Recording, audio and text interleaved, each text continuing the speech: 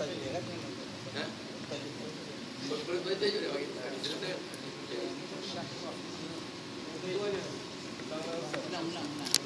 Ulang kan? Ulang pakai tak habis lah. Okey, kita ulang sebut lah. Okey, kaedah ni Bismillahirrahmanirrahim. Alhamdulillahirabbil alamin wa bihi nasta'in wa la ilaha illa anta. Allahumma shalli ala Muhammad wa ala alihi wa sahbihi ajma'in wa ba'd.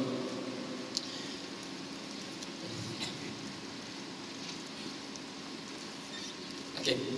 Dia kaedah ini, kaedah yang keempat kan? Okey. Al-masyaqqatu tajib at-taysir. Kepayahan itu akan membawa kepada kemudahan. Sebab apa? Dahsyat gitu. Apa susah sangat, dia akan bawa mudah balik. Sebab Allah sebut Al-Quran, yuridullahu an yukhaffifa 'ankum wa khuliqal insanu dha'ifa. Yuridullahu an yukhaffifa 'ankum. Allah hendak meringankan kepada kamu. Bukan Allah nak suruh kita susah. Bukan Allah nak suruh kita susah. Yuridullah, Allah hendak an yukhaffifa 'ankum, untuk meringankan kepada kamu. Wa khuliqal insanu dha'ifa, diciptakan manusia lemah. Allah tahu kita lemah. Kita ni lemah. Okey. Kadang-kadang bukan lemah semua kita. Kadang-kadang ikan kuat pada kita lagi. Ikan dia boleh berenang 24 jam tak berhenti. Kita cubalah berjalan 24 jam tak berhenti. No. Tak pingsan mati. Okey. Sebab wa khuliqal insanu dha'ifa, diciptakan manusia lemah. Okey. Jadi kita sebut hari itu dhabtul masyaqqah, kaedah masyaqqah. Jadi ada setengah masyaqqah, kepayahan ini tak boleh sama sekali kita susah sebab Allah nak mudah. Jadi tak perlu kita buat ibadat ni. Antara kepayahan, ada jenis kepayahan. Setengah kepayahan kita sebut dulu, kepayahan yang tidak terpisah pada ibadat tadi. Contohnya apa? Buat haji. Haji payah apa? Pertama, susah nak tinggal keluarga. Dengan anakku macam mana, kecil lagi semua. Ini siapa nak hantar pergi sekolah, susah. Kemudian nak naik kapal terbang. Noh, terhempas kapal terbang habis lagu. Setengah orang begitu, tak berani. Atas saja boleh. Aku sepanjang siapa kata mau pergi umrah. Tapi aku takut naik kapal terbang. Okey, takut naik kapal terbang. Kemungkinan terhempas, ada kesusahan situ. Letih perjalanan. Letih di padang Arafah, letih buat haji. Susah, memang masyaqqah. Contoh kedua sebut jihad. Memang jihad ada susah situ. Nak kena lawan, nak kena luka, nak kena apa, bahkan nak kena mati. Semua ada situ. Tapi kepayahan sini ada kepayahan yang Allah letakkan dalam ibadat. Sebab susah. Untuk apa? Jadi kepayahan yang ada dalam ibadat tadi tidak boleh sama sekali untuk menggugurkan kewajipan ibadat tadi. Bahkan sebab kepayahan tadilah Allah meninggikan sebagian ibadat dengan ibadat yang lain. Sebab tu Rasulullah sebut apa dalam Quran, dalam hadis, wa zarwatu sanamil Islam al-jihad. Kemuncak Islam itu, zarwah sanam Islam, kemuncak sanam ni bonggol unta kan. Makna kemuncak Islam itu, wa zarwatu sanamil Islam al-jihad, adalah jihad. Kemuncak. Sebab apa? Sebab situlah terkumpulnya segala kepayahan. Nyawa terancam, harta terancam, anak terancam, semua di sini. Jadi sebab Allah sebut wa zarwatu sanam Islam, kemuncak Islam itu pada jihad. Sebab di situlah terkumpulnya kemuncak kepayahan dalam kita mengabdikan diri kepada Allah Subhanahu wa taala. Jadi kepayahan yang ada dalam ibadat ini tidak boleh sama sekali. Sebab kita sebut itu wal fala asara li hadhil masyaqqah fi isqati ibadat fi kulli awqat. Maka kepayahan yang ada tadi tidak boleh dijadikan alasan untuk menggugurkan ibadat tadi. Aku sebenarnya takut naik kapal terbang, takut terhempas. 2-3 biji kapal terbang sudah terhempas ya. Nanti tak wajib lagi kita pergi haji. Sebab kapal terbang sekarang tak dijamin keselamatannya. Tak boleh. Sebab itu memang kepayahan yang perlu kita tempuhi. Seperti zaman dulu, mereka nak lentasi padang pasir itu apa? Dengan sana ada lanun jalanan, Quttan Tariq. Quttan Tariq ni mereka golongan Badawi, mereka sembunyi di tengah-tengah padang pasir untuk apa? Untuk serbu kafilah haji. Tapi wujudnya ancaman tersebut tidak sama sekali boleh menggugurkan kewajipan haji. Sebab itu memang sifat haji. Okey. Kemudian yang kedua, yang itu dulu kita urai silakan. Okey. Masyaqqatun jenis pertama tadi, masyaqqah ataupun kepayahan tak berpisah dengan ibadat.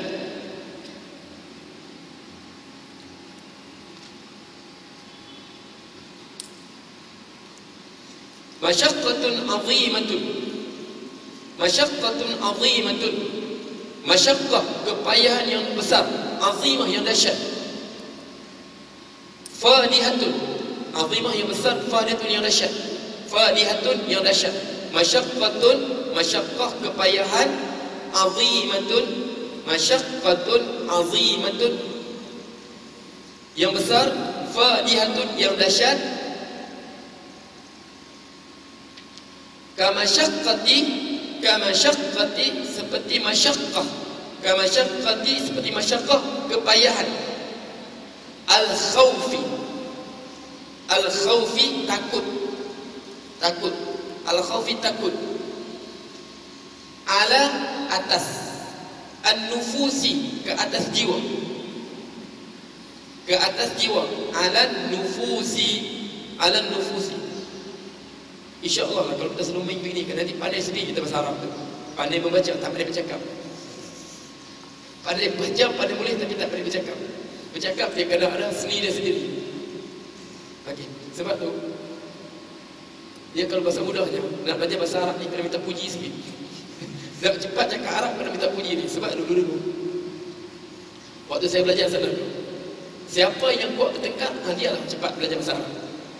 Sebab apa? Bertengkar ni kita paksa ingat balik perkataan untuk maki Arab. Dan bagi puas hati kita kan, kita paksa kalau perkataan apa aku nak maki lagi, perkataan apa lagi. Buat bertengkar lah, cepatlah dapat bahasa Arab tu. Okey.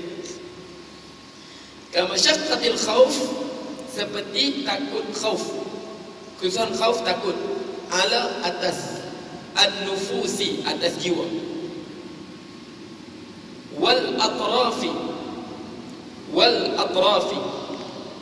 dan anggota badan. Wal atrafi, anggota badan.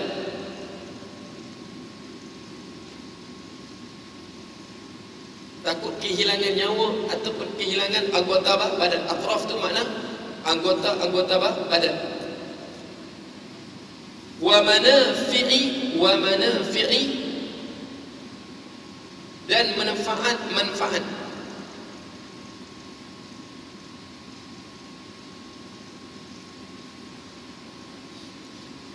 Al-a'dha'i anggota badan. Al-a'dha'i anggota badan.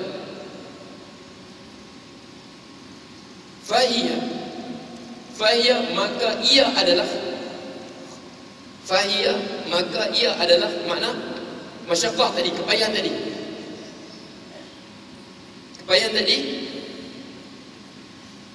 Fahiyya maka dia, kepayahan tadi, mujibatun mewajibkan.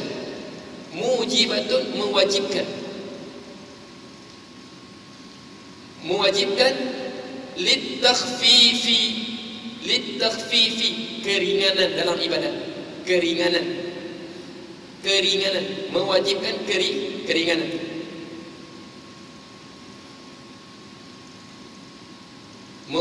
keringanan. Kerana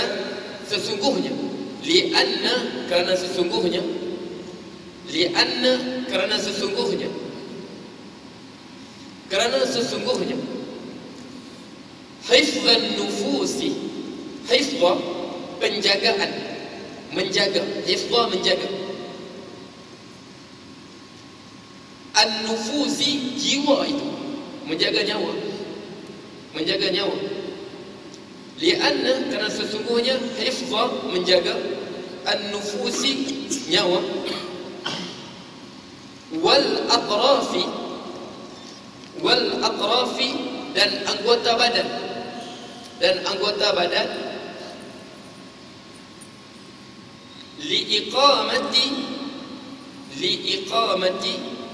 liiqamati untuk menegakkan masalihid dini kepentingan agama, kepentingan agama. Aula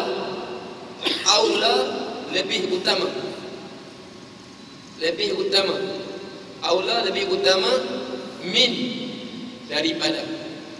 daripada taqridhiha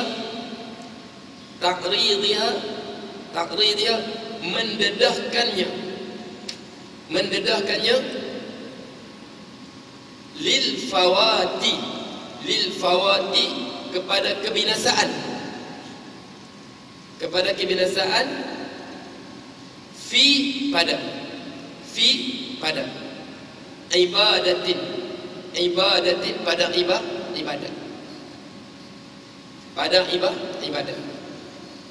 pada ibadat okey.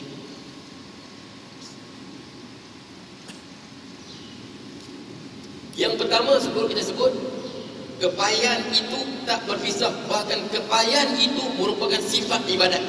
Dengan sifat ibadat yang ada kepayahan itulah Allah angkat dah darjat orang buat ibadat tadi. Okey, boleh faham tak? Okey. Yang kedua, sebab tu kita sebut tadi, macam kepayahan pertama tu tetap pisah. Sebab tu orang berjihad ni sampai debu-debu dia pun tak berjumpa sedang. Sebab apa? Sebab susahnya ibadat tadi tinggi. Orang berjihad kita sebut tadi kan, la yajibu ghubaru fi sabilillah wa dukhul jahannam.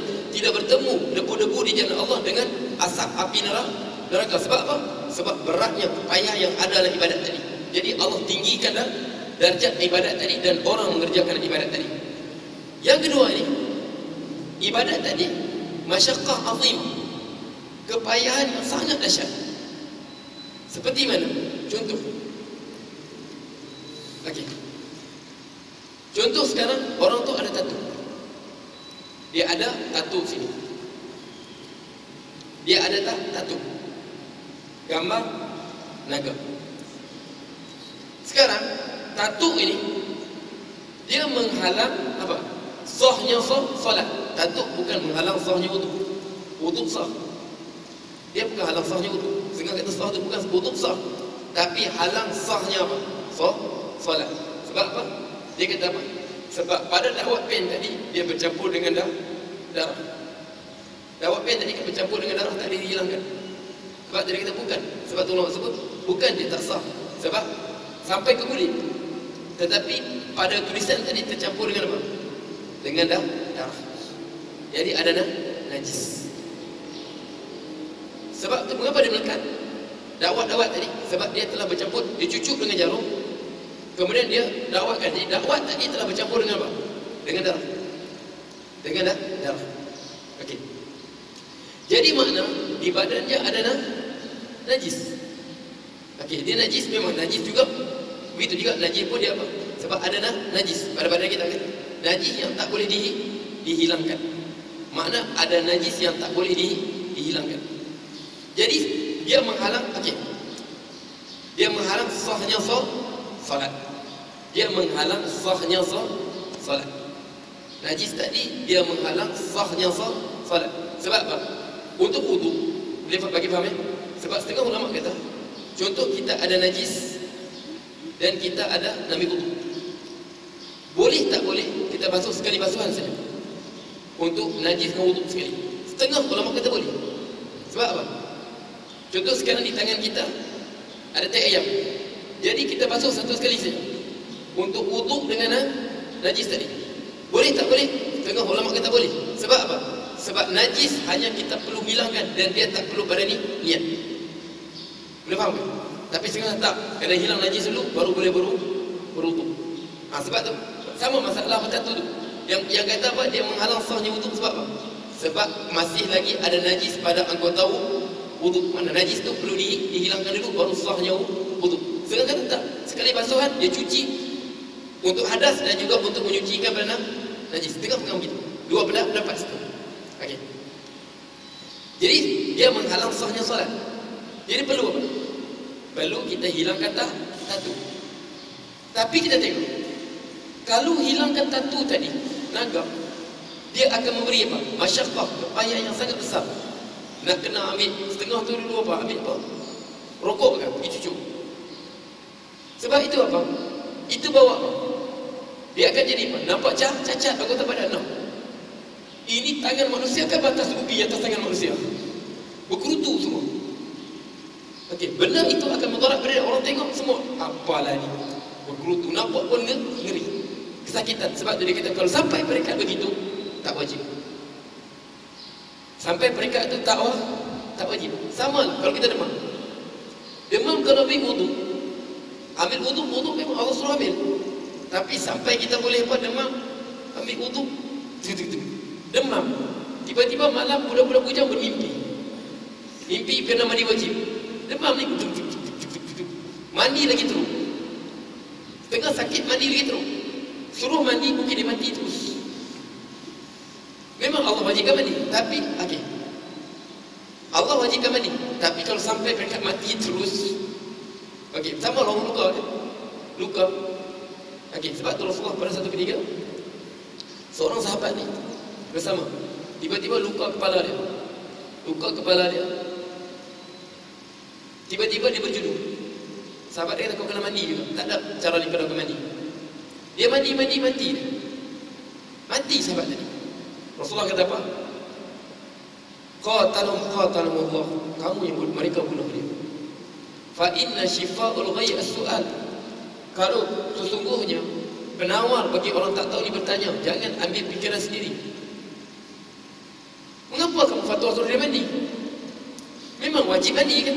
Tapi dia sekarang ada masyaqqah. Okey. Jadi mengapa kamu suruh dia mandi? Innama yakfihi okey, an yaghsiba ala juhibi hifqah. Dia apa? Dia luka tadi, dia balut. Okey, summa yatayammam. Kemudian dia bertayamum. Bertayamum untuk apa? Untuk ganti basuh kepala tadi. Wa yaghsilu sa'ir jasadi. Kemudian baru dia mandi seluruh anggota badan yang lain.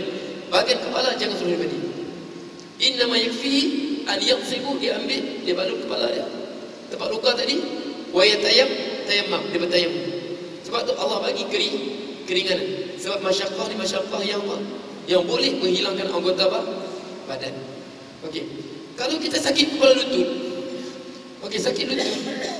Paksa juga solat berdiri. Mungkin akan apa? Keluar tempurung lutut tu. Biarpun kita kata, biarlah aku nak beribadat betul-betul kepada Allah. Itu tak faham syariat. Kalau kau kepala lutut kau sihat, berapa banyak lama lagi kau boleh solat berdiri? Biarlah waktu tu okey, duduk solat.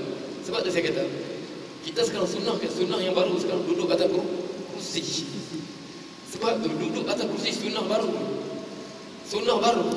Sebab tu Rasulullah SAW kata apa? Duduk bukan dia duduk ni makna apa? Okey. Salli 'alal ardi in istata'ta. Solat di atas ni ardi. Kalau kau mampu. Ini istata'ta, kalau kau mampu duduk solat itu. Sekarang kita budaya sebab apa? Setengah orang dia solat lagi, dia tak mampu berdiri, tapi dia mampu sujud. Sujud di tanah tadi. Jadi secara otomatik dia solat atas kursi, dia tinggalkan apa? Sujud di atas tanah. Okey, seorang sahabat ni dia sujud di atas apa? Imran bin Husain. Dia sujud atas wisada. Wisada makna bantal kan? Dia sujud atas bantal. Rasulullah ambil bantal, lempar. Rasulullah lempar.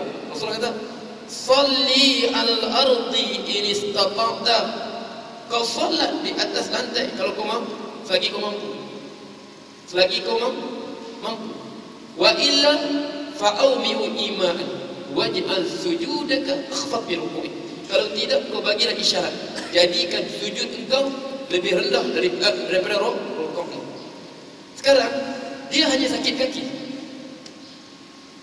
Sakit kaki. Dia solat duduk. Ada kursi. Dia sujud begini. Sedangkan dia mampu sujud di tanah. Sebab tu Rasulullah sujud di atas tanah. Sekarang tak tahu dia ambil di mana, wallahu a'lam. Dia setengah orang kita ni dia mudah patah taklid buta.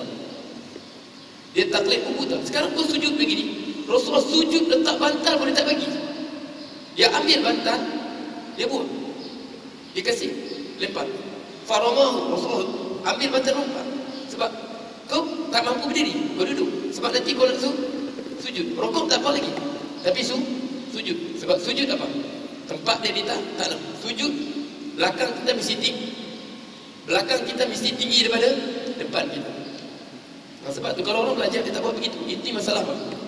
Masalah ilmu ikutan. Fakullan bi ghairi ilmin ya'mal fa'amalu mardudatun la tuqbal. Siapa tanpa ilmu dia beramal, fa'amalu mardudatun la tuqbal, maka amalan tertolak, tak diterima. Rasulullah ambil. Ini kalau sujud apa? Rasulullah sujud atas bantal. Imran bin Husain sujud atas bantal. Sekarang dia sujud atas angin saja.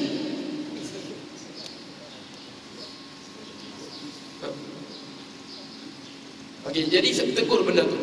Ini benda-benda bid'ah kita buat ni. Inilah bid'ah yang perlu apa? Sebab bid'ah ni bertentangan dengan hadis Rasulullah SAW. Inilah bid'ah yang perlu apa? Sebab dia mampu sujud atas sana. Okey. Jadi sebut sini semua tu sebab dia kata apa? Okey. Tak mampu berdiri, duduk. Sujud dia mampu, rukuk dia mampu. Rukuk tak ada masalah. Sujudlah. Okey, nak jelas ya? Okey. Jadi dia kata sini, semua itu Allah bagi keringanan dia. Macam mana duduk tak apa? Asalkan nama duduk sekadar dia mampu. Sebab baik duduk apa? Duduk macam solat. Okey, duduk macam solat. Kemudian duduk mutarabbi', duduk bersilam. Kemudian alam mastata'. Duduk macam mana duduk? Luncur kaki ke semua, duduklah. Kalau itu dia mampu. Jangan duduk atas kursi. Sebab apa? Dia mampu sujud. Okey, solat menghormati waktu. Okey, dia solat menghormati masa kita begini. Dia solat menghormati waktu. Okey. Sebelum turun ayat tayamum. Okey. Waktu itu Asma Aisyah pinjam rantai daripada Asma radhiyallahu anha. Okey. Tiba-tiba hilang rantai tadi. Hilang. Aisyah kan kadang-kadang hilang. Jadi Rasulullah suruh orang cari. Suruh orang cari. Jadi tiba-tiba sahabat masuk waktu. Mereka tak jumpa air. Jadi mereka pun terus solat. Mereka solat tanpa wudu. Okey. Jadi selepas itulah turunnya ayat yang mewajibkan tayamum kalau tak jumpa air. Okey. Sedangkan Rasulullah sebut la yaqbalullahu salatan biduni tahur. Allah tak terima solat tanpa bersuci.